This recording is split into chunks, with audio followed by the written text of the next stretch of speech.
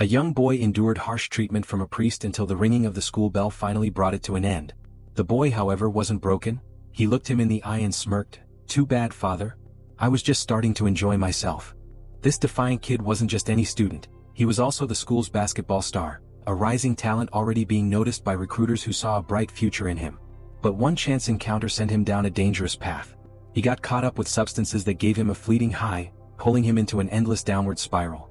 At first, it felt warm and blissful, like drifting into a dreamland filled with beauty and escape. Yet when that moment faded, all that remained was emptiness, pain, and despair. This film, based on a true story, follows the fall of a promising boy who loses himself in reckless choices, only to later search for redemption. The boy, Jim, was rebellious at heart and had 3 close friends who shared his wild streak. Together they often skipped school, pulling pranks and finding trouble wherever they went. Their teenage years slipped away on the streets.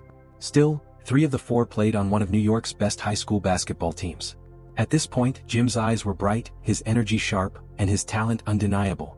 Maybe he really did have what it took to go far in the sport.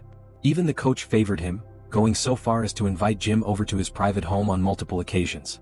Though those private invitations from the coach carried an uncomfortable undertone, Jim never fully shut them down. On the court, though, he was electric. Every move drew cheers from the crowd. He likened himself to a cheetah dominating its prey, quick and unstoppable, sinking shot after shot with flawless precision. Meanwhile, their smallest friend, Pedro, wasn't as focused on basketball. While the crowd had its eyes glued to the game, Pedro quietly slipped into the locker room. With practiced ease, he snatched up the opposing team's belongings without anyone noticing. After the game ended, the group headed to a nearby fast food spot.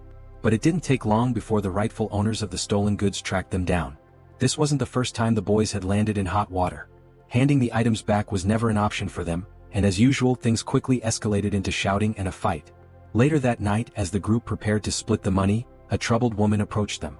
She offered herself for just $15, but instead of compassion, the boys mocked and ridiculed her until she quietly walked away in shame. Jim, meanwhile, had a habit of recording his life in a basketball diary. Inside, he didn't just write about the game, he filled the pages with poems and personal reflections on everything happening around him. That same day, someone who would later play a big role in Jim's story appeared. On the basketball court, he met a tall, athletic guy named Reggie who challenged him to a match. Reggie wasn't just good. His very first long-range shot sailed straight through the hoop. The display lit a fire in Jim. Never one to back down, he pushed himself harder. With Reggie's strength and size giving him the edge, the game turned into a heated back and forth that kept Jim fully locked in. In the middle of this intense showdown, Jim's friends showed up looking for him. So focused on the game, Jim didn't notice that Mickey had slipped over to his bag and pulled out the diary. Inside, Mickey found Jim's private writings, including his descriptions of the group experimenting with drugs together. Startled, Jim quickly demanded it back. Though Mickey was a little eccentric, he ultimately respected Jim and didn't press further. The crew also had another close friend, Bobby, who was stuck in the hospital battling leukemia. That night, they decided to sneak him out for some fun after being cooped up in bed for so long. Jim and Bobby went way back. They'd known each other since the age of 3, gone to the same schools, and played on the same basketball teams. Bobby wasn't just a friend. He was Jim's personal cheerleader, the one who always listened to his writings and gave him encouragement. Jim often read Bobby his poems, lines filled with childlike wonder. Kids play with marbles, then fire slingshots at the sun. The light pours down like a waterfall. I just want to stay that pure forever. That innocence was what Jim secretly longed for deep inside. But as a reckless teen, he kept making choices that pushed him further away from that purity. One day marked a turning point for Jim. His buddy Neutron took him to a fancy apartment, where he introduced Jim to a striking young woman. That meeting would change everything, because from that moment on, Jim was hooked on drugs. He kept up his usual routines, but it was clear the world around him had shifted. And before he could even process it, tragedy struck. His closest friend Bobby passed away without warning. They were the same age, but by the end Bobby looked frail and worn down, as if life had aged him decades. Out of the 4 boys, Jim was the only one who couldn't accept the loss. The others tried to laugh it off, sharing stories and cracking jokes about the good times with Bobby, acting as though death was just another part of life. But Jim couldn't see it that way. He was shattered. Jim lashed out at his friends, accusing them of never visiting Bobby in the hospital. To them, though, death was just something inevitable. Mickey even showed up with a basketball, insisting the past should be let go and that living in the moment was what really mattered. "You're growing up now," Mickey told him. "The rain still lingers on the treetops and one day you'll rule the world." To Jim, the rain felt cleansing, washing away the heaviness he'd been carrying and clearing the streets so he and his friends could dance freely again. And for a while it worked. The rain seemed to clear the weight from Jim's heart. But from that point on he started slipping further into the comfort of self-destruction. His condition grew worse as time passed. No mother wants to watch her child spiral. She tried to reach him with heartfelt advice, but Jim refused to listen. To him, her words were nothing but constant nagging in his ear. "What do you know?" Jim snapped. "Go clean toilets, stick to your own job. When you're done with that, then you can deal with me." His mother, hurt and worried, pleaded with him to stop talking that way, desperate to understand what was happening to her son. At first, Jim told himself it was just a little thrill, something harmless he could control. But that so-called harmless habit slowly started eating away at every part of his life. Whenever the cravings hit, Jim's body reacted violently. His system was thrown into chaos, and no matter how much he swore it would be the last time, he always found himself going back. In his head, a voice whispered over and over, "Just once more, then I'll quit for good." One day while making a deal right on school grounds, Jim got caught by the priest, who already had it out for him. Now he finally had a reason to come down hard. That afternoon during basketball practice, the drugs hit again. Jim asked the coach if he could step out to the bathroom, planning to take another dose. But Jim had been leaving the court too often, and the coach started to misread the situation, thinking Jim was giving him a subtle signal. With twisted intentions he'd been harboring for a while, the coach followed Jim into the bathroom, convinced he knew exactly what Jim wanted. Just as he was about to cross a line, Jim stopped him. Flustered, the coach tried to brush it off. "Calm down, Jim. I was wrong. Let's pretend this never happened. Here, take some money. Things can go back to the way they were." Jim held his ground and kept his boundaries. He had already tried countless times to quit the habit, but by then both his mind and body were locked in. In that dreamlike state the drugs gave him, Jim felt untouchable, as if nothing could stand in his way. But that same world only amplified the darkest sides of his character. Before a big game, Pedro slipped them a few pills. Jim and Mickey planned to take them as a pre-game boost, but this time Neutron surprised everyone. He refused to join in. "Hide that junk before coach comes in," Neutron warned. But Jim and Mickey just brushed him off with sarcasm, calling him a hypocrite. Neutron stayed quiet until the others walked off.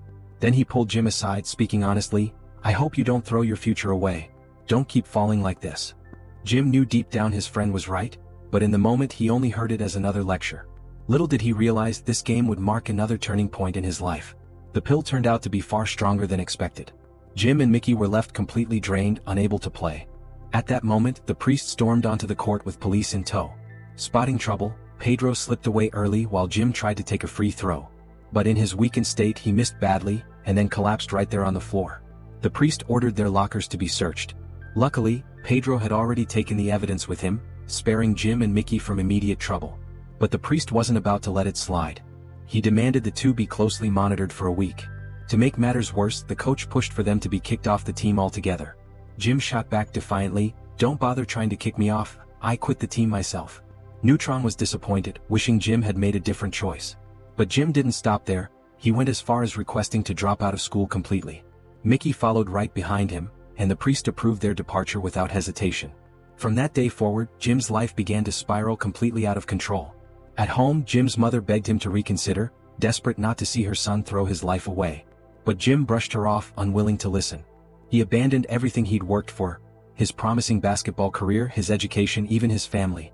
Believing money would give him status, he and Mickey, along with another friend, stole a car. The plan was simple: deliver it on time and earn $1,500. But things didn't go as planned. When Mickey's brother showed up to collect the car, it turned out the police had already towed it. The drugs made them reckless, but they also clouded their judgment.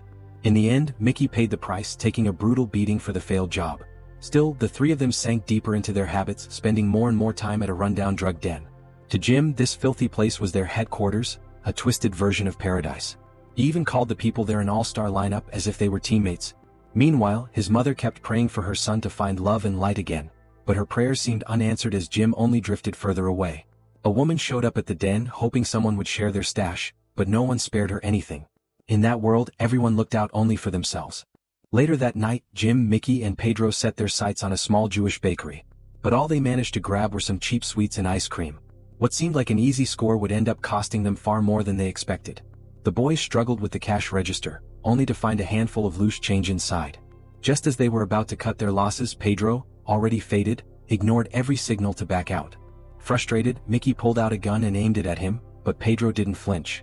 Jim rushed in, stopping Mickey and knocking Pedro to the ground.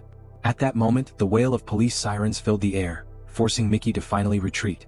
As Jim and Mickey ran for the exit, Pedro sobered up just enough to call out for Jim. but the cops were already at the door. Jim had no choice, he left Pedro behind and bolted. Pedro was taken into custody, while Jim and Mickey, pale and shaken, ended up in a bar to catch their breath. There, Jim's attention was suddenly drawn to a familiar face on the TV screen. On the Today Show, Neutron was being interviewed about the National High School Basketball Championship, the very tournament Jim and his friends once had the chance to play in. Mickey shrugged it off, but Jim couldn't look away. On screen, Neutron glowed with confidence, talking about his scholarship dreams. Meanwhile, Jim sat hollow and broken, trapped in addiction. If not for drugs, maybe it would have been him on that TV, smiling with a future full of promise. Back home, Jim's once angelic mother was left to carry the heavy burden of his downfall, struggling under the weight of it all. Jim, powerless, could only watch her suffer. Not long after, he returned to that upscale apartment where Neutron had first taken him, hoping to find the same girl who'd introduced him to drugs. But now, she brushed him off, pretending not to recognize the desperate, ragged figure standing before her. Physically drained and mentally shattered, Jim stumbled into a bar where a drug deal went wrong. The buyer, furious over lost money, beat Jim badly until he collapsed. Unconscious, Jim slipped into a dream. He saw himself burying the lively boy he once had been, right there on the basketball court. Even his passion for writing began to fade, leaving him curled up in the cold night, waiting for death to take him. But instead of death, salvation came. The one who found him was Reggie, the same rival he'd once faced on the court. Reggie took Jim back to his place and read through his entire basketball diary. When Jim woke, the first thing he demanded was the return of his notebook. Once the diary was back in his hands, Jim prepared to leave. Reggie calmly told him, "Why should I thank you? You nearly froze to death in the snow." But Jim wasn't focused on gratitude. His eyes darted to what Reggie had taken from his pocket. The source of his fleeting happiness was gone. When Reggie held it up, Jim's body went limp, begging desperately to have it back. When pleading didn't work, Jim lashed out, threatening Reggie, "I'll hurt you if you don't give it back." But his body was so weak, his words carried no weight. Reggie pointed him to the mirror. What stared back was a face so gaunt and hollow, Jim barely recognized himself. Completely broken, he crumbled as Reggie reassured him, "It's okay." Through tears, Jim asked why Reggie was helping him. Reggie answered simply, "Because someone once helped me. I just want to pass it on." From that day forward, Reggie stayed close, keeping watch over him. When the withdrawal symptoms hit, it was like demons clawing at Jim's body. His skin felt raw, every breeze like a blade, every nerve on fire. It wasn't just physical torment. Mentally, Jim was unraveling. At one point he begged Reggie for just a small dose, but Reggie stood firm. To save him, he had to say no. After a few brutal days, Jim finally started to stabilize. Reggie, relieved, prepared to return to work. Before leaving, he told Jim, "If the cravings hit again, write it all down in your diary, then lock the door behind him." But it didn't take long for the cravings to return. Desperate, Jim tore through Reggie's place searching for a fix. Finally, in a locked cabinet, he stumbled upon Reggie's stash of cash. And just like that, Jim threw away the chance at a fresh start, walking back into the darkness he'd just escaped. He wandered the streets for who knows how long until he crossed paths with a woman from his past, someone who had once chased the same highs he did. But now she looked healthy, radiant, and free. When Jim asked her for money, she sneered, tossing a handful of coins onto the ground. Her laughter cut deeper than any insult. She wasn't just throwing change, she was throwing away his pride. Jim shouted curses after her, but his words had no bite. She'd already climbed out of the pit he was still stuck in. In the end, he bent down to scoop up the coins, proving how far he had fallen. He had betrayed the innocence he once swore to hold on to, turning himself into the hollow shell of a man. In his mind, he could almost see the coach's mocking face, sneering, "This is all you'll ever be." That night, Jim and Mickey hunted down a local dealer. But when they realized he was trying to sell them fakes, the man bolted. They chased him all the way to a rooftop. Cornered, the dealer panicked, and with one push he slipped, falling 6 stories to his death. Mickey ran, but the crowd below caught him and held him until the police arrived. Jim, still on the roof, managed to slip away. With nowhere else to go, he showed up at his mother's door. She looked through the peephole and saw her son, a shadow of who he once was. She locked the door, her voice trembling as she spoke to him through it. Jim begged for money, first $5, then $20. When she refused, he grew angry, insulting her while also pleading. Inside, she wept, torn between motherly love and survival instincts. As he cursed and begged, she finally broke down and called the police. It crushed her to do it, but she let them take her son away. Jim was sentenced to 6 months in prison. Behind bars, he went through withdrawal once again, battling the same demons. Drugs were easy to find inside, but this time he swore to resist. His diary became his lifeline, helping him rediscover his will to write. When he was released, Jim stepped back into the world, only to run into Pedro, now looking worn and defeated. Pedro told him Mickey was facing 5 to 15 years and even offered Jim drugs to celebrate his release. But Jim shook his head. I can't. I got things to do. You understand, right? The two friends parted, their paths now completely different. Reflecting on it all, Jim said, "We started running the streets when we were barely 13. We thought we were in control, that addiction would never catch us. But life doesn't go how you plan. I'm living proof. In the end, it's just a dark performance." Finally, Jim's story reached a new beginning. He spoke openly about his past, his eyes clear but now carrying a strength forged from suffering. Reggie stood proudly by his side, happy to see him free at last.